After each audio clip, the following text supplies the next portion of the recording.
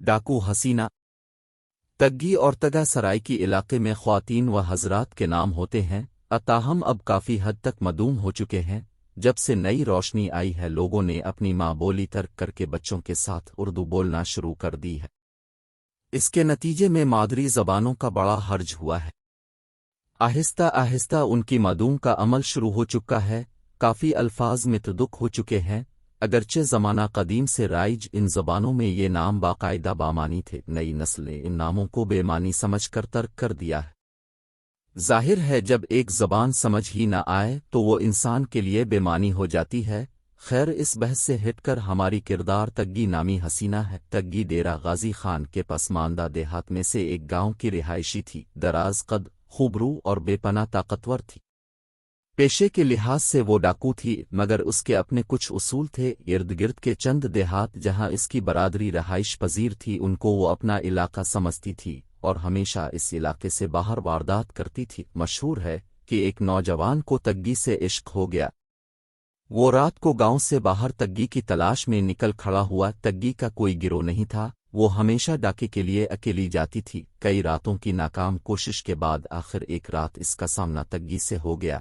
तग्गी ने रात गए इसके घूमने का मकसद पूछा तो नौजवान ने तग्गी के सामने अपनी मोहब्बत का इजहार किया और उसका साथी बनने की पेशकश की, मगर तग्गी शादीशुदा औरत थी, लिहाजा इसने माजरत कर ली।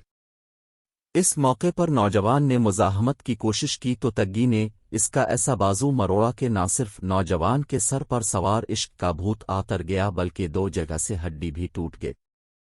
एक दफा तग्गी उम्मीद से थी, रात का वक्त था और वो डाके के लिए निकली हुई थी। रास्ते में एक कब्रिस्तान के पास से गुजरते हुए अचानक जचगी का वक्त आन पहुंचा। बहादुर और बाहिम्मत तग्गी ने बच्ची को जन्म दिया। करीबी जोहड़ के पानी से बच्ची और अपने अप को पाक किया। बच्ची को अपनी शाल में लपेटा और एक खोखले दरख्त की खूह में दबा दिया और खुद वारदात के लिए निकल गई। काफी देर बाद नौमौलूद बच्ची को भूख लगी तो रोने लगी। एक आउरह कुत्ता बच्ची की आवाज सुनकर वहां आ गया। थोड़ी सी कोशिश के बाद वो बच्ची को खूह से निकालने में कामयाब हो गया। हसब साबित तग्गी ने वो डाका भी कामयाबी से डाला। ऐन मौके पर बच्ची को उठाने के लिए कब्रिस्तान पहुंची तो क्या देखा कि कुत्ता बच्ची को दरख्त की खूह से निकाल कर ले जा रहा था। तग्गी ने कुत्ते को मार भगाया। खुशकिस्मती से बच्ची जिंदा थी। उसने भूखी बच्ची को दूध पिलाया और घर ले आई। बाद में वो बच्ची बड़ी हुई और तग्गी की वाहिद औलाद साबित हुई। एक दफा तग्गी के इलाके में एक कबायली खाना बदोश पठान ने डेरा डाला। इसके पास सोने के सिक्कों की दो गागरी थीं, जिनकी हिफाजत पर दो कद अवर खूनखार कुत्ते मामूर थे। पठान ने ऐलान कर रखा था कि तग्गी कोई दूसरा डाकू ये अशरफियां चोरी कर ले तो मैं इसको बख्श दूंगा। दरअसल पठान को अपने कुत्तों पर बहुत मान था। तग्गी ने पठान को पैगाम भेजा, तुम मेरे इलाके में रहाइश पजीर हो, इसलिए मैं तुम्हें कुछ नहीं कहूंगी। पठान ने जवाब में मजाक उड़ाया जो तग्गी को अच्छा न लगा। खैर, वक्त गुजर गया और पठान वो इलाका छोड़कर आगे बढ़ गया। तग्गी ने पठान का सुराग लगाया।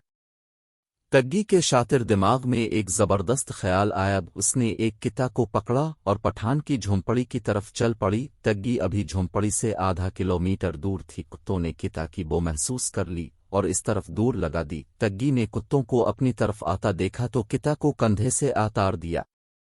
तग्गी कुत्तों को उनके हाल पर छोड़कर चुपके चुपके पठान की झोंपड़ी में दाखिल हो गई। पठान बेगम सो रहा था। तग्गी ने अशरफियां से भरी गागरी सर पर रखी और वापसी की राह ले ली। रास्ते में इसने किता को एक बार फिर कंधे पर रखा और चल पड़ी।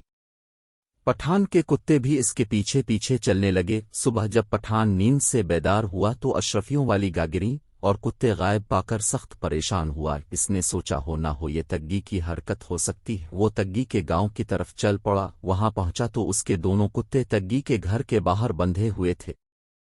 पठान ने तग्गी के सामने हाथ जोड़कर कहा, मुझे इतना बता दो, ये सब तुमने कैसे किया? तग्गी का जवाब सुनकर पठान उसकी चालाकी की दाद दिए बना न रह सका। तग्गी पठान को कुत्ते और सिक्कों की गागरी वापस करना चाहती थी। इसने महज पठान के साथ अपनी जिद पूरी करके मजाक का बदला लिया था, मगर पठान ने इस शर्त पर सिक्कों से भरी गागरी तग्गी के सुपुर्द कर दें कि आइंदा वो चोरी नहीं करेगी। तग्गी ने पठान से वदा किया और जराइम की दुनिया हमेशा के लिए छोड़ दी।